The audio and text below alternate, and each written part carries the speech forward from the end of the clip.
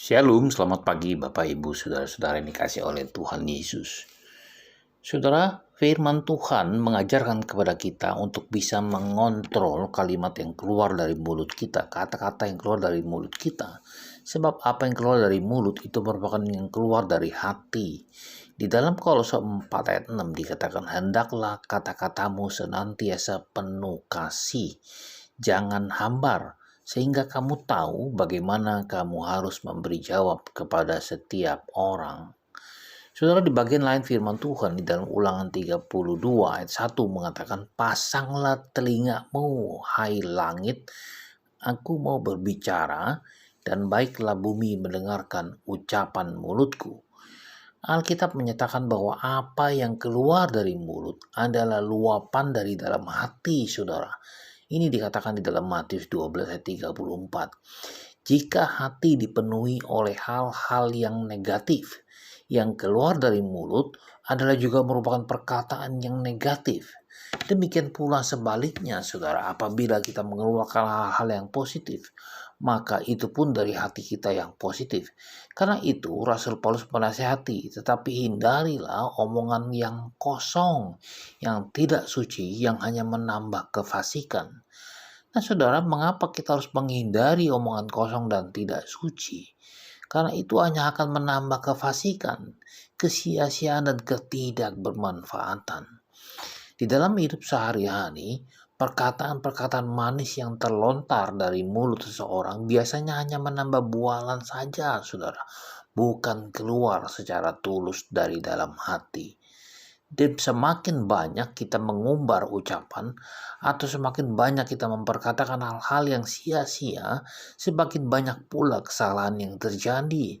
Seperti Amsal 10:19 mengatakan, di dalam banyak bicara pasti ada pelanggaran. Tetapi siapa yang menahan bibirnya berakal budi.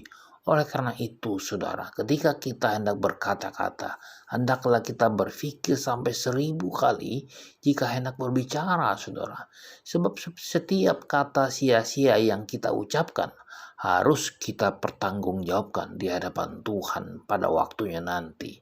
Setiap kata sia-sia yang diucapkan orang harus dipertanggungjawabkannya pada hari penghakiman. Karena ucapanmu engkau akan dibenarkan, dan menurut ucapanmu pula engkau akan dihukum. Saudara, orang Kristen yang sudah mengerti kebenaran firman ini akan mampu mengontrol setiap ucapannya. Seperti yang ditulis oleh Rasul Petrus, jika ada orang yang berbicara, baiklah ia berbicara sebagai orang yang menyampaikan firman Allah.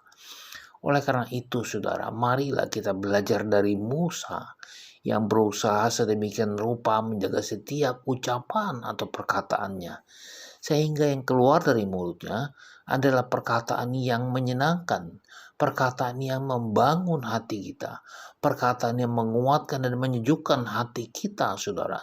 Sebab yang diperkatakannya adalah firman Tuhan.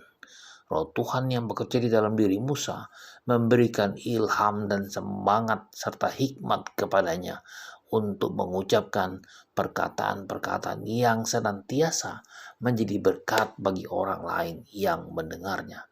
Oleh karena itu, saudara, ingat firman Tuhan di dalam Kolose 4 ayat 6. Hendaklah kata-katamu senantiasa penuh kasih, jangan hambar, sehingga kamu tahu bagaimana kamu harus memberi jawab kepada setiap orang.